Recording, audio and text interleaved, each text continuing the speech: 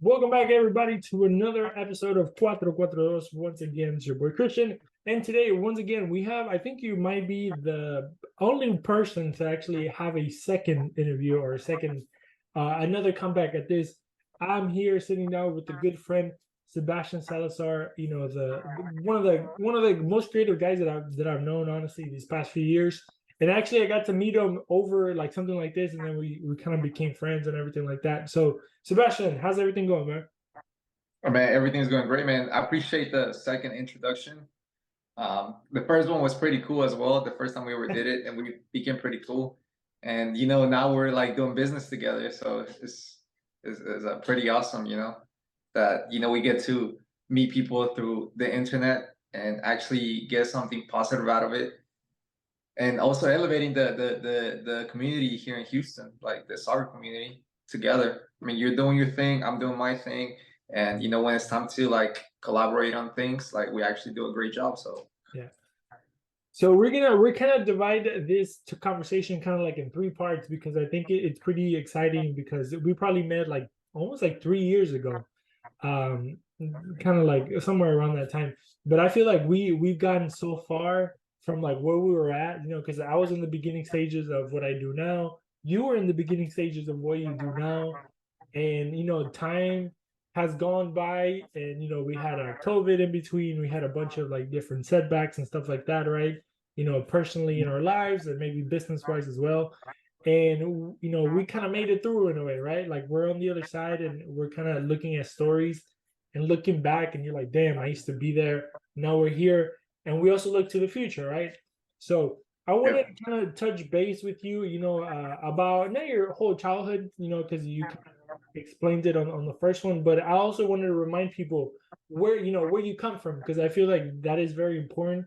The passion for everything that you do, from design to like soccer stuff, which in your world they're kind of merging, have a Mhm. beginning. So if you want to tell me, kind of where your beginning was, because I know you came from like a photography background as well, and you being Ecuadorian, you have that soccer background from there. So how did those two merge? The whole art and and you being who you are. Man, it's a long ass story, but I'm gonna Yeah. try to give the best details and try to make them compact Sure. as much as possible. But I'm from Ecuador, Quito, Ecuador.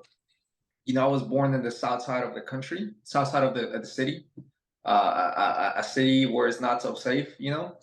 But one of the most beautiful things that it was is that we was able to have like a social life. You go out and you go play outside with the kids. Concrete football, and concrete football really taught me like a lot of things about like friendships and like inspiration and loving the game to the next level. Because that's all I wanted to do. Every time that I would go out with my friends, there was always a soccer game, no matter what. We could be like three people playing. There was something, some type of competition always going on, and actually, which is funny that you asked this because I've been telling people, like I've been like looking on Google Maps and stuff, trying to show people where I used to live and like where I used to like play at, and you would think that Ecuador being a soccer country, they would have like goals on the like quote unquote fields that they would have there at the parks, but they didn't. So they had like actual basketball posts. And the crazy part was that we actually became pretty good at having accuracy, because the goal would mean that you shoot it from far away, and if you hear the post from the basketball, from the basket, it will count as a goal. So there you have like people shooting it like crazy from like far away, and they will hit the post, and you hear that like bim, that meant that he scored a goal, which is like one of the coolest things. And I remember I was like, man, like, see, like you didn't have to have much, to just Yeah. play the game. You just did it, which is pretty cool. And I'm also like a Liga de Quito fan, and there was like a few different, fans from where I was, in my neighborhood. There was like the Barcelona, which we call the copycats. But I mean, to be fair enough, to put a parenthesis on that, as much as we dislike that team, they were actually funded by Spanish people that moved to the coast. So You know, I hate on them myself, and there's a Yeah, good, if you don't know the story, it's easier to talk shit, right?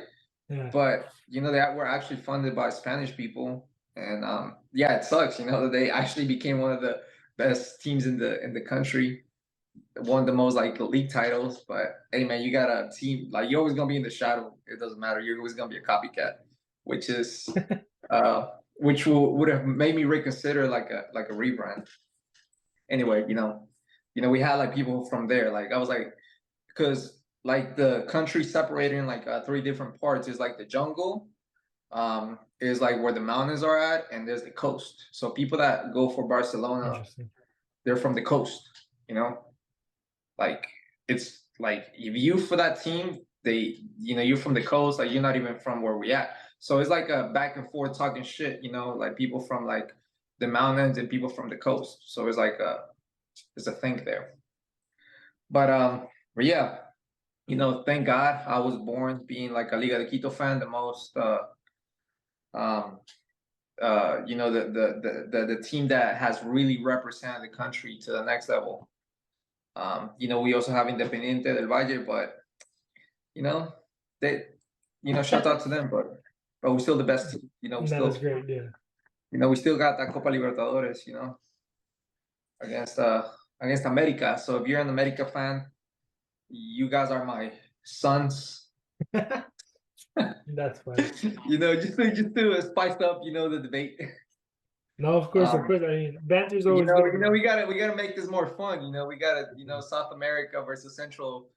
From North America. Excellent. Mexico versus South America is always going to be a fun thing to go about. That's crazy because me being a Boca Juniors fan, we actually won in Copa Libertadores against Cruz Azul, another Mexican team. So Mexicans have Yeah, reached the final, but they haven't been able to win it. And it seems like they're going back. yeah. So No, that's gonna be I interesting. think with Mexico is that in the Libertadores is more fun. Yeah, of Honestly, course. I always say the same thing. I think it even got boring.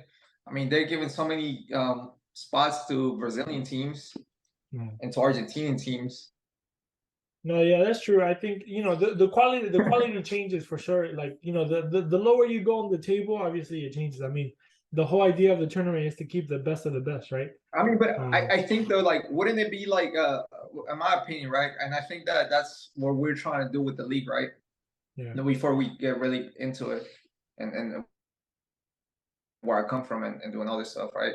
But I think that it makes it more fun when, like, for example, you're a Boca fan, but if like the River Plate fans like talk shit, so much shit, and y'all talk shit so much, it just makes it better when it's time to like play.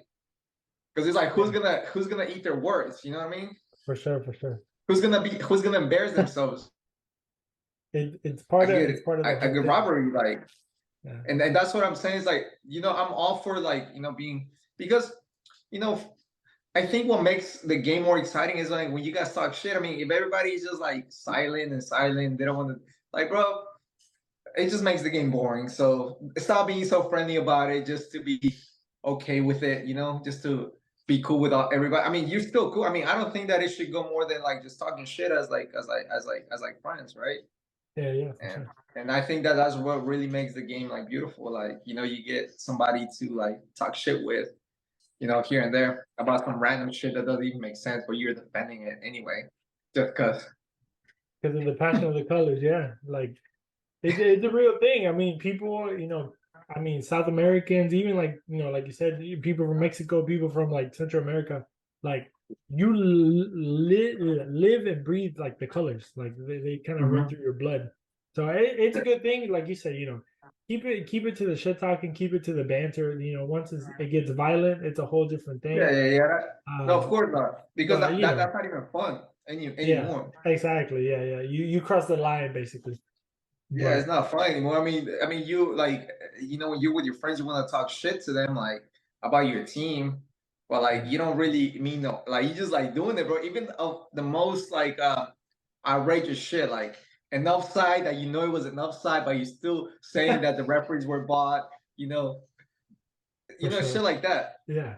You gotta defend your colors no matter what. Like the goal from Maradona in 1986, that was not a handball. Like to me, in my eyes, he was just too smart, you know what I mean? But that's just how it goes.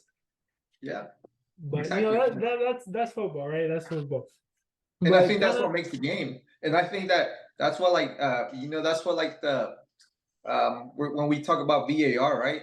I think yeah, that it takes away from the game because it's like you don't like it when it's against you, but you love it when it goes like for you. on your side, you know? Yeah, no, that's for So sure. because I And mean the human mistake is like it is what also made fun the game, you know? yeah, it's part of the component, like the time wasting, everything is just part of it. Because there was news today that in the Premier League they're gonna start adding a lot more time than usual because of the time wasting. But it's also part of the game. The whole theatrics of it and the show and the time wasting and getting a yellow card for time wasting. It's called obviously when is against you, like you said, you hate it, but when your team is doing it, it's like, bro, we're wasting all the time we have. Like let's go forward. Yeah, exactly. And that's how you should see the game. You got to adapt the game and enjoy it. I think that um, it's good. I mean, if you have something always to complain about, then that's fine. I mean, that's the way you live your game, and somebody's gonna contradict that, and that's what's gonna make it fun. So For sure. it don't matter which one you stand. Somebody's always going to contradict that, and that's the fun part about the game. As Yeah. long as it doesn't go to violence. Yeah. There's always a me against you type thing, and I think that's what makes it competitive and nice. So Yeah. that's the football we get. But let's get into that since we're talking about football. We're talking about competition. Tell me about your time coming to the United States and how your whole idea of starting a competition came about. I mean, I realized that when I came to when I came to the U.S. I really stopped playing soccer, and I want to say soccer because we're in the U.S. and I want people to get this message clear and they don't get it confused. I mean, we can say football and all anytime, but for the people that want to be part of the game and they have been put onto this um to this type of game and everything that we're speaking about, I want to say soccer. So whenever I came to the US, like there wasn't really people like playing the game where I was from. You really had like very small people, like small amount of people playing the game. Like when you go to PE, even trying to get into your high school team, it wasn't as big. I mean, where I came from, I live in Cyprus, by the way, so I've been here forever since I moved to the US. But I've seen how the game has been growing a lot, and one of the biggest reasons that made me want to do what I do is because there wasn't any substance in the game. There wasn't any culture in the game of soccer. It was more of like, yeah, everybody plays. Everybody just goes out and finds a team, finds an academy, or you get to your high school team and that's about it. But you don't have anything beyond that. Like you don't have a culture. Just like how skateboarders used to go skate, record videos. I'm pretty sure like people remember that MTV era Yeah. where being a skater was a popular thing to be.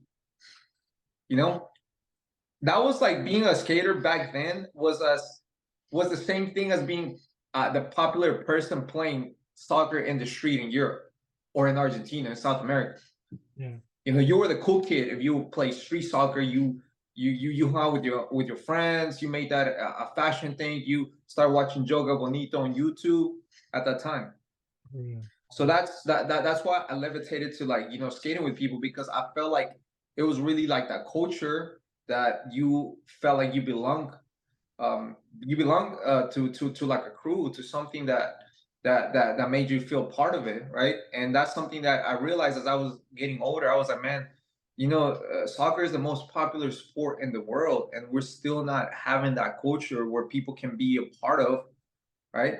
But luckily now that we've made a big impact with technology, the internet, social media, like people's like starting to feel more closer to it, no matter where you come from here in the US. So one of the reasons why I created Vote League was because I didn't see anything that would inspire people, like that would like actually want people to come out and play the game And there's, you know, a lot of details that come into the league, that the live streams, the uniforms, and all that stuff. But one of the most important things that I take into consideration when I created the league was like being able to inspire people by all those elements. You know, one of the things that, you know, I've never ever said this to anyone or spoke about it, but there is this, you know, Virgil, right? Virgil Abloh, the creator of Off-White, Yeah. and he passed away.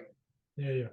So in one of his videos, he mentions like there's a lot of people that's like very focused on the product, right? They want to create the best product, but they forget about the surroundings of the product, what makes that product uh, um, be showcased the proper way. So essentially, what he said was that you can have like a can of soda. I don't know exactly if this is what he said specifically, but from what I remember, he said it's like imagine having a can of soda in like a art gallery, you know, versus having a can of the same can of soda in a garage. Like it'll be completely shitty. Like nobody will buy that from the garage. But if you focus on the surroundings of what makes the of how the product is showcased, is going to mean a lot. And that's one of the reasons why I created Bull League, right? Because I always wanted to have a soccer team. And I was like, okay, I create a badass. Where am I gonna put the soccer team at? You know, am I gonna play with like Borussia Dortmund, Houston? Am I gonna play with like, you know, some random team made up here that nobody cares about? Or I'm going to not just create that team, but create the whole league with all these teams that actually have their own brands. Interesting. And they actually can inspire people to create their own thing and or wanting to be a part of that club that is actually playing against other great teams or playing against other other people that believe in the creation of something that inspires them. For example, it could be just the way that the number looks, the colorways of the jersey. It could be how cool the crest looks, right? But when you bring all those elements together, that's what makes it inspirational, because um, you're not only having just one team play against all these other teams that do not care about the brand, or a league that just really wants your money, wants to be like, oh yeah, you can play my league, it doesn't matter.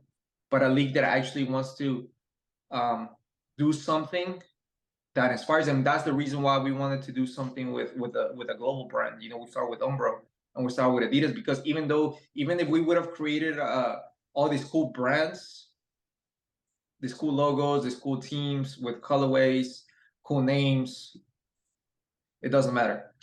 But if it wouldn't be a big brand backing it, it wouldn't have made sense, because you had to have something that reminds you of your childhood in a way. Like Umbro, a global brand, you know, Brazil, 1994, winning the World Cup. So you already had that in your psyche.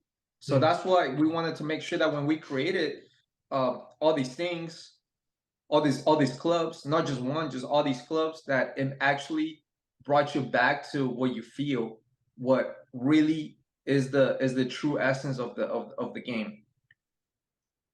And that's why I like what Virgil said, you know, and it resonates to me. You know, it's like people just focus on just the product, on the technology of the product itself, but they forget about where that product is going to be showcased at, you know?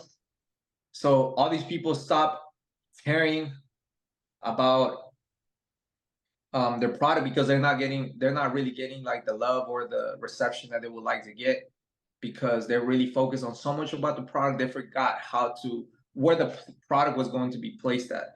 And that's how I said about every team that I created in the league, is like I care about like that team playing against another great team, and then that team playing also against another great team that has a good brand, a good colorways, like names and everything that I mentioned before. So, you know, I got really tired of like all the leagues around the city. No, no inspiration. I mean, I know players like find like inspiration and you know trying to make it to the big leagues, right? A professional, You want to be able to play against a very good teams like around the country and whatnot. But like I think that even to that level, it takes some type of money, you know, takes some type of sacrifice.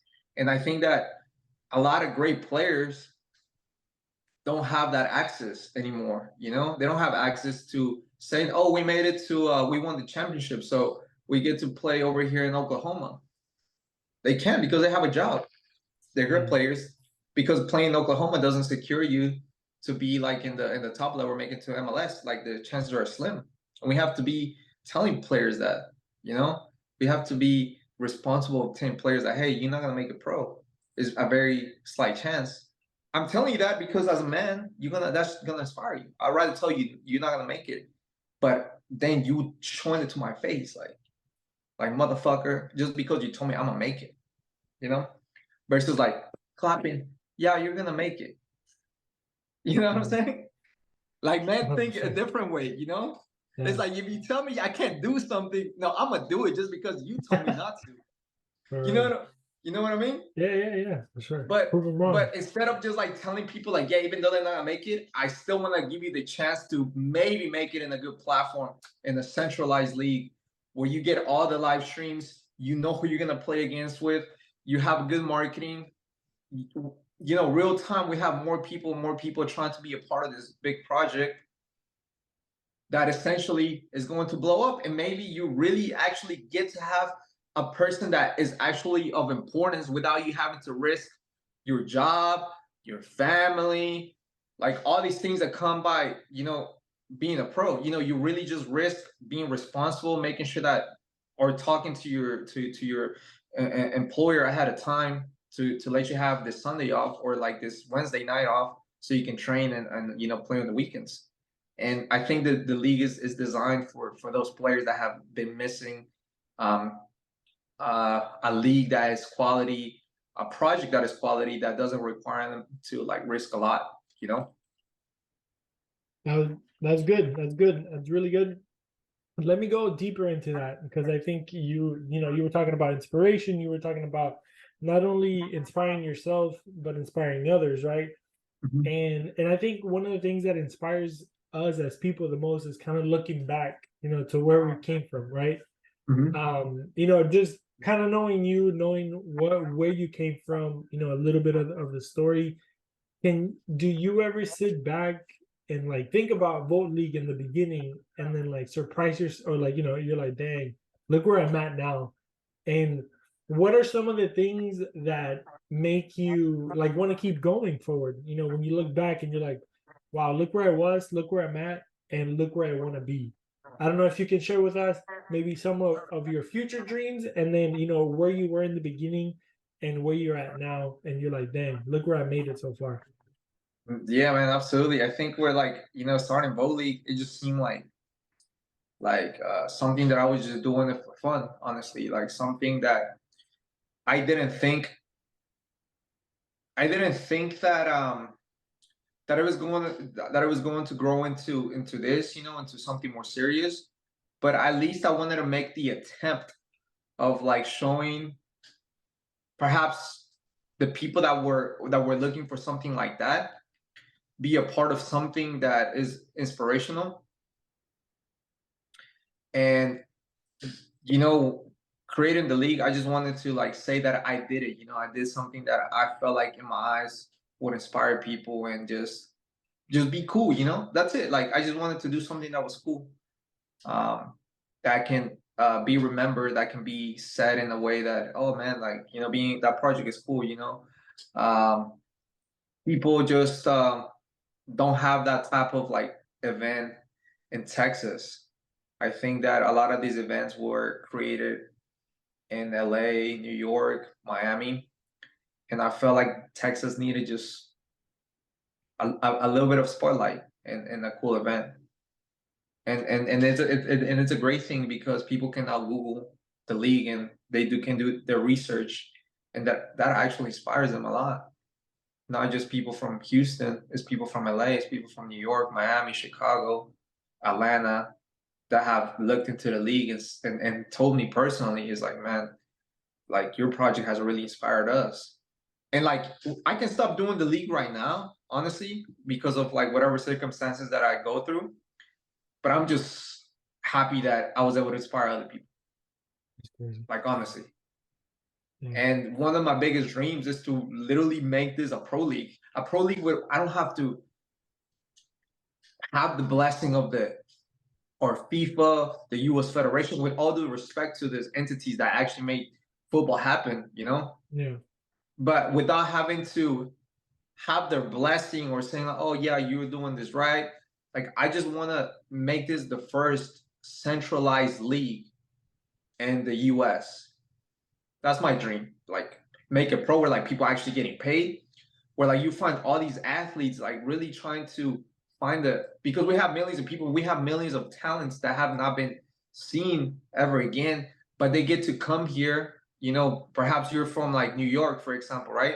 And you're like, hey man, like I'm really trying to settle somewhere where I don't have to like spend a lot of money going to like Oklahoma, going to Austin, going to Dallas because I actually have my job and you know your team doesn't really pay me to like risk that, right? Mm. But you get to like be here and just play at the same spot every Sunday, and people actually are going to see you. Like you're actually going to be relevant. You're actually going to matter to the projects, the brands, the sponsors that are behind each team or the league itself. And I think that that's really going to make a big change in what developmental soccer is going to be, you know, and we have to adjust to new ideas and innovation. I mean, why do we have to stick to doing um, the way that people's been doing it all the time? I mean, yeah, I understand that because somebody's done it before is the safe way to go about. But I think that that you know, trying new ways, I might fail. You know, I don't know. I mean, that's my dream, right? But like, why not try it Mm. and actually get all these people, you know, Houston, be invested in a cool project. Like, oh, you know, the Dynamic can be playing at the same time, but they're like thinking of like, damn, you know, like this league is actually fun. Like we actually have a community. I get to make friends. I get to make rival friends in Yeah. the same place. Um, my family's coming over to see it. I played in like in the Houstonians, and we're about to you know tell people about the Houstonians in a bit. Yeah. Yeah. For Played the sure. Houstonians when I was younger, and now I'm your age. And my son is now playing in the first team for the Bowl League in Houstonians, and like you know, it just creates this whole community. You know that I always see like you know you're from Argentina. How many clubs in Division 1 do they have in Buenos Aires? Yeah. A You know, bunch. Yeah. but how does that make the culture better though? You know, Oh yeah, for like you sure. I want mean, every single kid wanting to go out and play, and that's what I want yeah. to do. At least in Houston, I mean, we're as many people as there in like Quito, Ecuador. You know, like more, and over there is a culture. So why not like really be the pioneer of like starting that culture? Even though it sounds crazy, oh, like why just have a centralized league in a country where there's like millions and millions and like bunch of cities and cities, you know? Yeah. That's a cool concept. I mean, honestly, growing up here as a Houstonian and yourself too, I think is it's cool to be able to put the city on the map with something different, something like that haven't has seen before. I think it's pretty badass. But just to put on like context for people, or like put it out there. Do you remember how many teams you had in the first year or like season one of Volt League? And because it was a 7v7 league, and Mhm. how many teams did you have? I had 8 teams in the 77, the first one. Yeah. And how many players per team? It was about 14 players per team. 14 players. Let's do some math. 14 times 7. That's about 98 Times people. Let's eight, just say times eight. 100 times 8. Sorry. Let's just say like 100 people, right? Just to kind of round it up and round it down. Mhm. And now, season 4 just finished, right? We're going into season 5 of Vote League. Yeah. How many teams, and what was the big like evolution of that? Because now it's 11v11. We're going full field, with referees and the whole shebang. how many people, how many teams, and how many people per team? I mean, there's 10 teams now in Division One. We haven't fully completed a couple teams yet, Yeah. but we have currently locked in 8 teams, and it's like it's 200 and 40 people already, Yeah. That's in crazy. the league, and it's just so amazing to think that so many people have taken their time out to trust this project. I don't think it's easy to say to play in a project that is not defined yet. Something that is not defined yet, and this is what I mean by not defined yet, is that there's a lot of like obstacles. There's a lot of new ideas. There's a lot of risks that you take, because I believe that when you take risks in the unknown, the the wins are just feel so much better. Yeah. But I think that when you try to risk, you even though you fell, right? Let's say you fell, the lessons and the experiences that you get from that just make everything better for the next time you get to do it. And I think that right now I'm in a blessed uh um space or position where like all the experience that I gained throughout the years now make me feel happy that the season is going to be how I actually want it to be, you know, in a way that I feel comfortable with, per Yeah. se. Because what I want is just like, I'll be selling a bunch of smoke right now, what I actually want.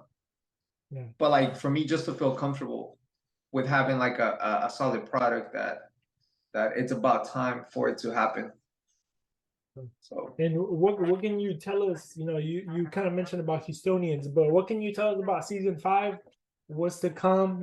Just to kind of put a nice little bow in the conversation of what Volt League is gonna become here in the near future. I think that season 5 is going to uh make a mark in the city. Season 5 is going to really show what Bowl League is really about. And I want to be clear that everything's still a process. I learned from my own lessons, like I mentioned before. I don't want to overhype it too much, because there's very great news that are happening like real time. But until like all the pieces in the puzzle come together, I'm not going to say much. But what I will say is that I think that people are going to experience a spotlight they have not ever felt before as a soccer player, you know? And I'm talking about like marketing itself, because at least marketing is what I can control. And the new marketing team that we have set place for the league, I think people are going to enjoy that a lot. The stats, the live streams are going to be better. And man, I wish I could disclose the good news, that are happening. But until like I know for certain that that's going to happen, then I would like Oh yeah, for just sure. just disclose it and tell you. I want to tell it, but I'm not legally allowed to No, say it yeah, yet. yeah, for sure. But But it's I a do good, want, it's a good surprise. yeah. But I just want to. I do appreciate people that have had the trust and the patience to live it through it with us. I think that's a beautiful thing. Once they see how big this thing really is, they're going to be grateful that they were able to experience that from the bottom. It don't matter what team you play for. It don't matter if you just like decided to like pick up some trash at the league. I want to tell people that every single action made it possible for us to be at the level that we are today, and things are just growing each day. Sure. And But then yeah, to kind of close it off, is there anything, obviously you kind of said your piece already, but where can the people find, Vote League? Where can they go to maybe sign up? What was like the next steps for a person that wants to join a team or join the league? I mean, for the first time, like in the league history, we don't have like open signups anymore. We're very lucky to have like a good flow of like people that's interested, very good players that wanted to play for the league. That we have not, just have to text people or like put it on our Instagram that registrations are open. They have been open, but it's it's a tricky thing, I don't know how to explain it. It's like you got to be good to be part of the team, you know. Like if you're good and people know you're good, you don't have to go through the draft. You don't have to go through certain things, you get special treatment. I mean, it is what it is, I think that's Yeah. how it is in every part of the world. Doesn't matter, where you come from. But there's also new talent that we've been able to discover, because there's people that have not been able to tell us, oh yeah, that's a good player. Yeah. We have our sources where like people recommend players, and we can say like, yeah, or players that have sent us their videos, and they already have a team Oh, based on what is needed. nice, nice. And also we do have like Houstonians, like a legendary team. We announced it earlier. Yeah. Um, you know, some things happen for a reason. Houston Town, they're not gonna continue in the league for their own reasons, and their brand or everything that they got to go through with their brand, and we respect that. But it gave the opportunity for another Houston team to be part of the league, and this time Houstonians came about. They don't have to go through the Division 2 league. And one of the main reasons why we made it that way is because a lot of the people that I'm close with, and a lot of the players, and a lot of the people that I've been around, and how Houstonians has been able to help them at some point in their life by not like really paying this like crazy amounts to be part of the academy, but like shaping them into just being like good people overall. Yeah. Not necessarily a good player. Yeah, there's great players from Houstonians, because there's great players that were able to have the chance to be part of Houstonians, right? Yeah. And I think that it makes sense for a project like the Vote League, that is about the community, is about growing the sport, to allow the Houstonians to be part of our team, and be a cultural standpoint for people to understand how us as a league, we appreciate the people that were here before us, that were actually about the community, unlike a lot of brands or clubs or academies that have been and have not helped shape the culture in any type of way. Gotcha.